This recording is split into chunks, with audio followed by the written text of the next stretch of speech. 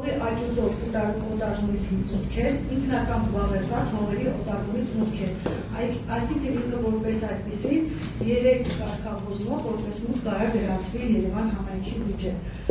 Ձեր ասած տարբերակը միանշանակ նստած գումարի մեջ կա, բայց ոչ միայն այդուզով։ Տիկին Պոստանջան, խնդրում եմ դստեք իդ իխանդար։ Արձագանք մանցում է։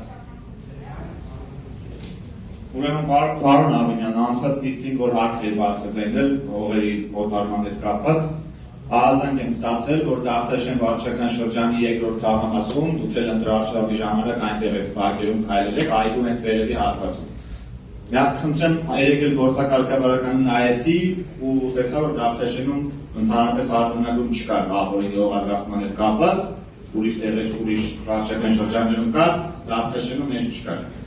Միակ ուղղակի ես վստահ եմ, որ քաղաքապետարանի աջակցությամբ այդտեղ տեղի ունեն կոռուպցիոն սխեմաներ, որովհետև քաղաքին պատկանող թե կադաստրի կոմիտեից ստացել եմ իմ հարցի պատասխան, թե պետքույթից ստացել եմ պատասխան, որ կոնկրետ հողի կոդ կարող եմ ձեզ տրամադրել, հենց այգու վերևն 5000 քառակուսի մետր,